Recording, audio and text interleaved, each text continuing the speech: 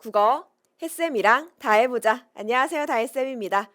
자, 여러분, 우리 2023학년도 수능 보시느라 너무나 수고하셨고, 아마 이 영상을 보는 친구들은 올해 수능을 본 수험생 친구들보다는 내년을 위해서 이제 수능을 준비하는 예비 고3 친구들이 더 많을 거라는 생각이 들긴 해요.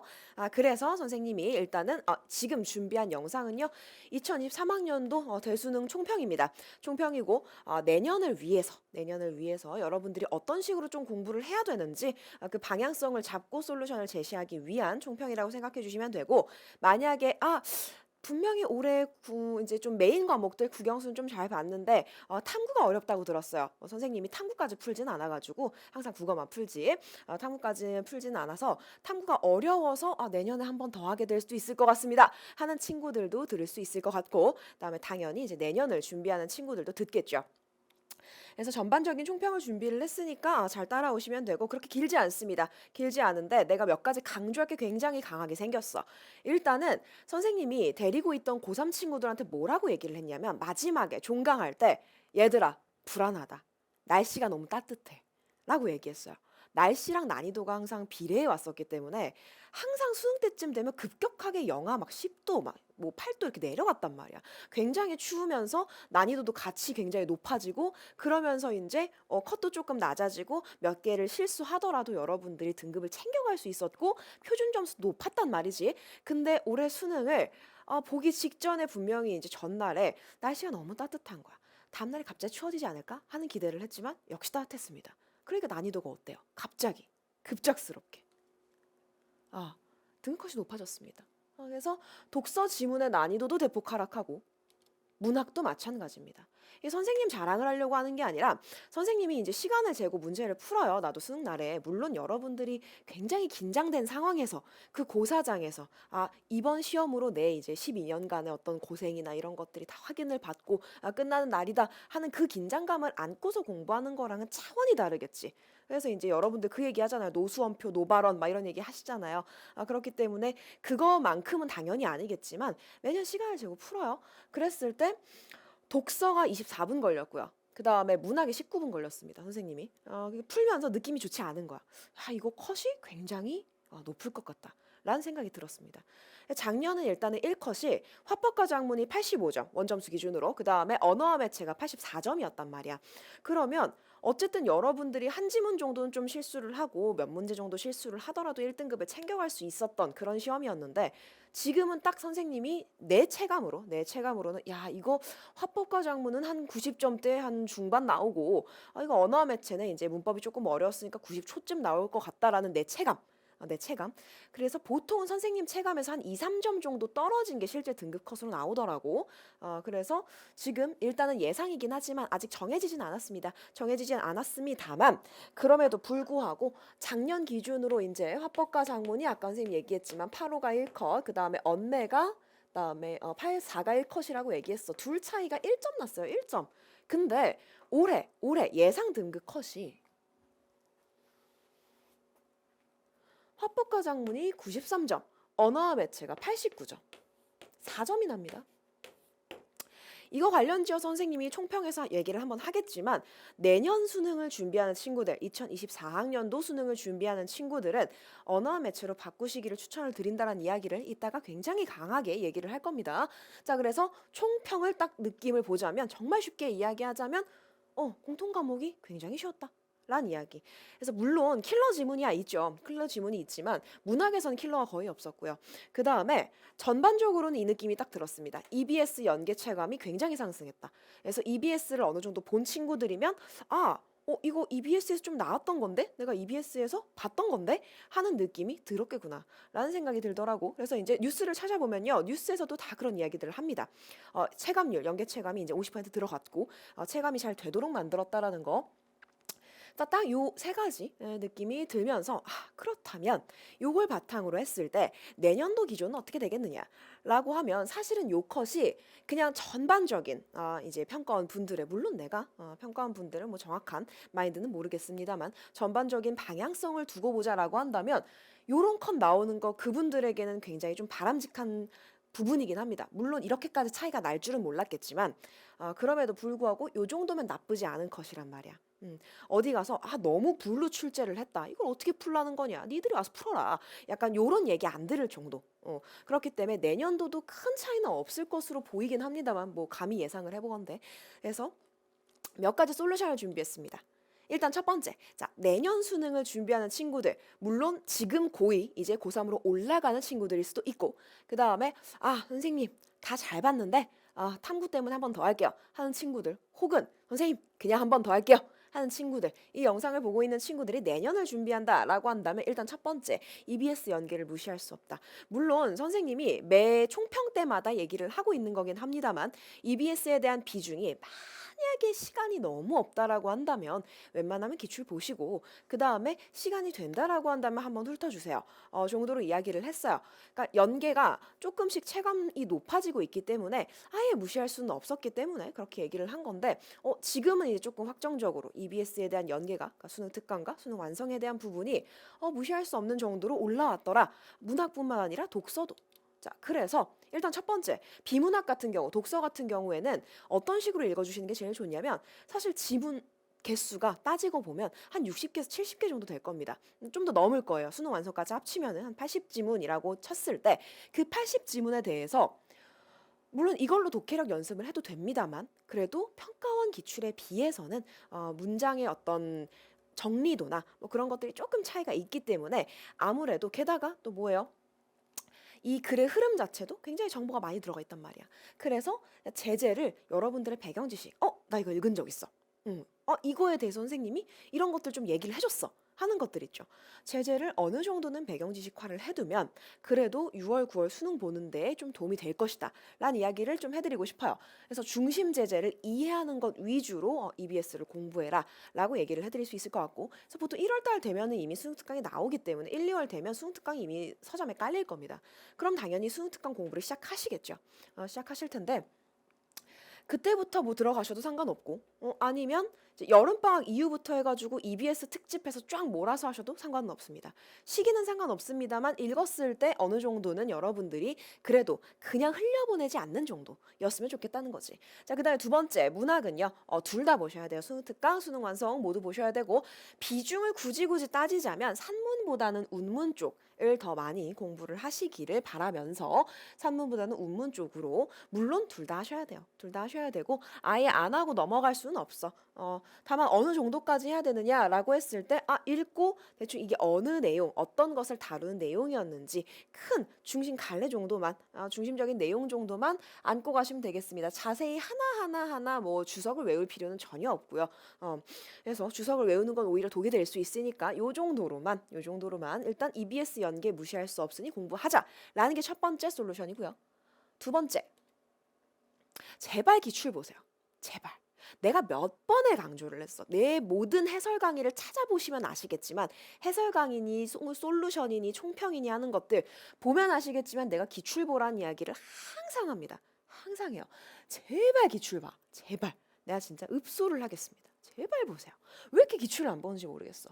자, 이번에 올해 나왔던 작품 첫 번째 도산 12곡 봐봐요. 몇 번 나왔어 얘들아. 몇 번 나왔어요? 4번 나왔어. 4번이나 나왔단 말이야. 물론 05학년도까지 가는 경우는 없겠지. 05학년도 수능을 본 세대면 아마 여러분들 입장에서 이제 삼촌, 이모, 고모 약간 그 정도 나이대 이제 분들일 텐데, 그래도 적어도 앞에 이제 일자리 들어가는 순간부터는 어느 정도는 봐줘야지. 우리가 10개년 정도는 보자고 얘기를 하잖아요. 그죠? 자, 이미 4번이 출제가 됐고 최척전 역시, 그러니까 올해까지 포함해서요. 최첨전 역시 올해까지 포함해서 2번. 자, 그러면 어느 정도 10개년 문학을 본 친구들은, 10개년의 기출을 풀어본 친구들은 어느 정도는 나 이거 본 적 있는 건데 했을 겁니다. 그죠? 그렇기 때문에 제발 기출 보세요. 10개년 정도 보셔야 됩니다. 자, 그래서 요거 얘기하기 전에 어느 정도를 좀 공부를 해야 될지 이야기를 하자면 기출 좀 봐라. 10개년. 10개년이라고 했을 때는 2023학년도 해가지고 10개년이면 13 정도? 13, 14? 선생님 생각에는 한 10일까지 봐도 괜찮은 것 같아. 2011학년도부터 해가지고 2023까지 해서 10개년, 뭉뚱그려서 10개년이라고 한다면 생각해봐.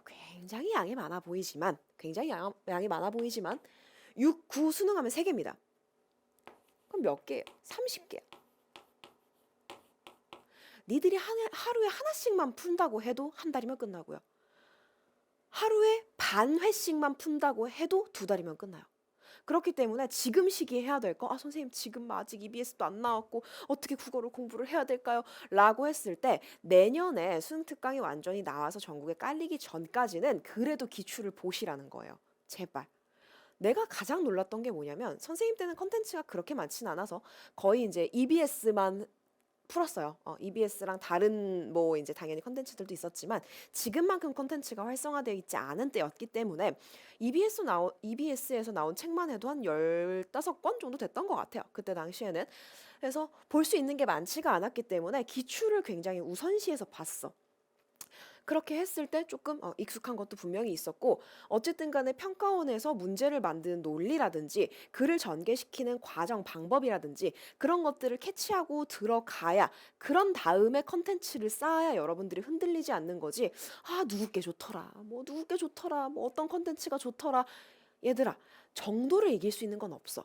기본을 이길 수 있는 것도 없고. 그렇기 때문에 너희가 만약에 내가 기출을 아직 안 봤어. 한 번도 기출을 제대로 한 바퀴를 돌린 적이 없어. 라고 한다면 아무리 좋은 걸 갖다 놔도 여러분들이 뭐가 문제가 되고 뭘 정확하게 해야 되는지를 파악하기가 힘드실 겁니다. 제발 기출 보세요. 그래서 선생님 저는 이미 평가원 기출을 다 봤습니다. 하는 친구들은 교육청 3월과 10월, 3월과 10월. 물론 선생님이 이제 뭐 지역 차별주의자는 아니지만 3월과 10월이 이제 서울시 교육청에서 낸 거라서 조금 더 여러분들 이제 평가원에 가깝게 내려고 노력하시는 분들이 많이 계시니까요. 물론 다른 지역이 그런 노력을 안 한다는 뜻은 아닙니다. 자, 그래서 만약에 없다라고 한다면 이미 다 풀었다라고 한다면 교육청까지 해서 풀어주시는 거 추천드리고요. 그 다음에는 얘들아 언매의 시대가 왔어요. 너희가 언매를 싫어하는 이유를 알아요. 문법이 어려워서 그렇지. 그치? 근데 문법 선생님 저는 정말 저를 여기다 어디다 가둬놓고 묶은 다음에 막 때려도 절대로 문법을 안 하겠습니다 하는 정도가 아니라면 선생님 저는 문법의 문만 봐도 갑자기 막 눈물이 흐르면서 막 손이 덜덜덜 떨리고 막 정말 집에 가고 싶고 죽을 것 같아요 하는 게 아니라면 문법 혐오를 멈추시고요. 언매를 선택하시는 걸 추천드리겠습니다. 선택 과목이 여러분 때 바뀔 확률이 많지 않아요. 이미 일단은 다음 교육 과정으로 넘어갔고 만약에 선택 과목을 멈추고 싶었으면 정책상으로 이미 나왔어야 돼. 근데 지금 여러분들 이제 예비 고3들이 고3으로 넘어가는 이 시점까지 아무 말도 없다라고 한다는 건 2024학년도 수능까지는 그래도 선택 과목이 살아남을 것이다 라는 얘기겠죠. 물론 중간에 바뀔 가능성도 아예 배제할 수는 없습니다만 그럼에도 불구하고 일단은 2024학년도 여러분들 수능에 선택 과목이 살아있다는 전제하에 뭘 선택해야 될까요 선생님? 이라고 한다면 무조건 언매 추천드립니다. 적어도 이 영상을 보고 있고 나에게 수업을 들은 적이 있고 앞으로도 내 수업을 들을 가능성이 있는 친구들 그게 아니더라도 언매를 선택하시는 걸 추천드릴게요. 보시면 맨 처음에 선택 과목이라는 게 등장을 했을 때 화작, 언매, 선택 비중이 7대3이었어요. 7대3. 7대3. 그리고 나서는 6.5 대 3.5 정도로 늘어났습니다. 그렇기 때문에 선택을 하는 사람들의 비중이 지금도 아직도 화작이 높아요. 왜냐하면 화작은 따로 공부할 게 없거든. 그렇기 때문에 공통 과목에다가 쓸 시간이 더 많아지기 때문에 화작을 선택하는 친구들이 많고 보통은 언매를 선택하는 친구들은 좀 상위권 혹은 최상위권 친구들이 많이들 선택을 했죠. 그러다 보니까 얘들아 물론 지금 왜 와가지고 내가 총평하는 시간이기 때문에 뭐 정확하게 표준 점수를 어떻게 산출하는지를 강의하러 온 게 아니니까 정확하게 얘기는 하지 않겠습니다만 어쨌든 표준 점수를 산출하는 데 있어서 요렇게 선택 과목이 영향을 미친단 말이에요. 그렇기 때문에 언매의 표준 점수가 훨씬 높다라는 사실 여러분들 아실 거예요. 아실 거야. 이번에도 6월, 9월 수능에서 아직은 표준 점수가 정확하게 산출되지 않았으니까 몇 점 차이가 날지 모르겠지만 6월 달에 5점인가 났고 9월 달에 4점인가 났을 거야. 두 개 바뀔 수도 있습니다. 어쨌든 간에 표준 점수가 원점수 말고 표준 점수가 이 정도로 차이가 났다. 그럼 여러분들 대학에 원서 써가지고 이제 정시로 들어갈 때 어쨌든 표준 점수 산출해서 그걸로 점수를 매기잖아. 그렇기 때문에 표준 점수 높은 게 훨씬 유리해요. 게다가 작년 수능에는 어땠어? 작년 수능에는 언매로 100점 받은 사람이 수학으로 100점 받은 사람보다 표점이 높았어. 그래서 국어로 대학 간다 이런 말들이 나왔던 거고 그래서 문법이 그나마 올해 수능에서는 좀 어려운 파트였다라고 얘기할 수 있는 게 선생님 생각에는 문법이었던 것 같거든요. 그러다 보니까 선생님이 초반에 썼던 것처럼 컷 차이가 많이 났어. 1컷이 거의 2개 문제? 4점이면 문제 2개잖아. 그죠? 2점짜리 2개잖아. 그러니까 2개를 더 틀려도 1등급인 거야. 엄매는. 얼마나 마음이 편합니까? 그죠? 그러니까 여러분들 생각해봐요. 똑같은 과목을 보고 문법이 11개, 선택 과목 11개 중에 5문제야, 얘들아. 근데 2개를 더 틀려도 1등급이었잖아. 너네 문법 3개 맞을 정도 1년 동안에 공부 못할 것 같아? 아니요, 해요. 얘들아, 3개는 맞추지 1년 내내 하는데. 그러니까 제발. 그게 아니라면 문법 저는 정말 치가 떨리고 문법 만든 사람 있으면 저는 어떻게 해버릴 거예요. 이런 게 아니면 제발 언매로 갑시다 우리. 자, 4점 가까이 나는 등급 컷에다가 무시 못할 수 있는 표준 점수 차이 때문에 여러분들이 대학 가는 데 있어서 만약에 언매를 선택했으면 붙을 수 있는 학교였는데 라는 얘기를 하지 않도록. 오케이? 그럼에도 불구하고 선생님 저는 선택 과목 선택 기준을 주시면 그대로 따르겠습니다. 하는 친구들이 있을까봐 너무 무슨 강경 언매파 같잖아요. 물론 아니진 않아요.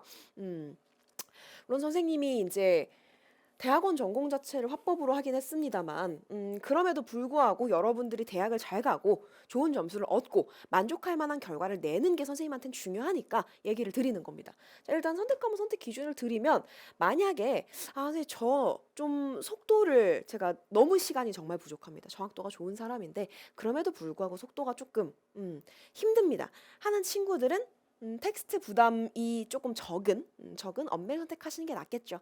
아무래도 긴 글이 들어간 거는 매체 파트이기 때문에 저 문법 괜찮게 하고요. 빠르게 풀 수 있어요. 하면은 시간을 조금 더 아낄 수 있는 게 언매긴 합니다. 그래서 선생님이 풀었을 때는 선생님 화작이 14분 8초인가 걸렸고 언매가 13분 6초 정도 걸렸어요. 그러니까 1분 정도 차이가 났던 거지. 1분 정도 차이가 났어. 그래서 어느 정도 잘한다. 문법 괜찮게 합니다. 근데 이제 속도에 좀 영향을 받는 편입니다. 라고 한다면 혹은 제가 텍스트를 부담을 좀 크게 느낍니다.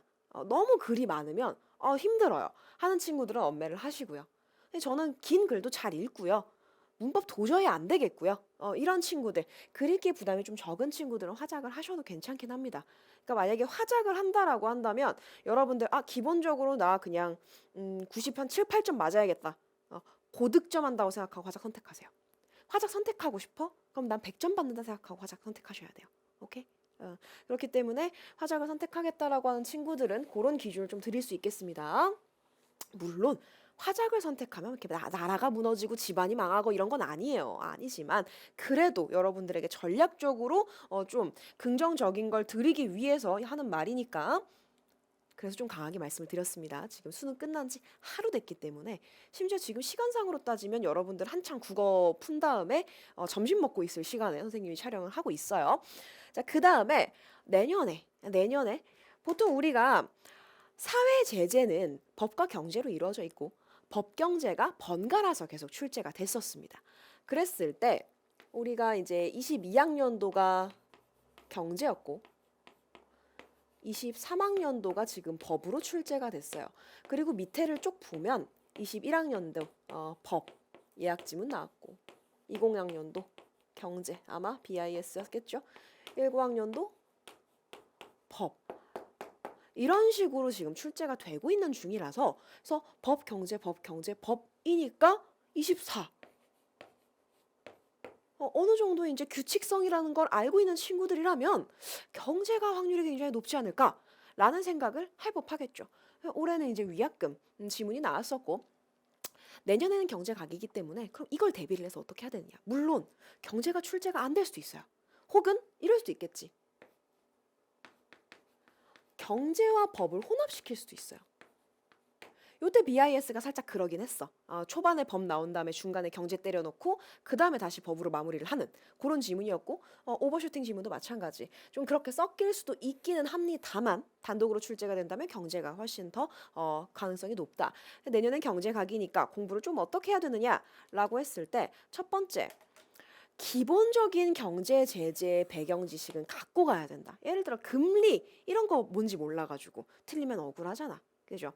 그다음에 뭐 환율 기본적으로 알아둬야 되는 것들. 그죠? 그다음에 뭐 매도 매수니 그다음에 어떤 것들 뭐 수요 공급이니 이런 것들 있죠. 그러니까 기본적으로 알아둬야 되는 것들은 갖고 가는데 선생님, 그 기본 지식을 따로 배우기 위해 국어 문제를 풀기 위해 경제를 또 공부해야 되나요? 경제를 찾아서 또 이제 경제 선생님한테 수업을 듣고 해야 되나요? 그건 아니에요.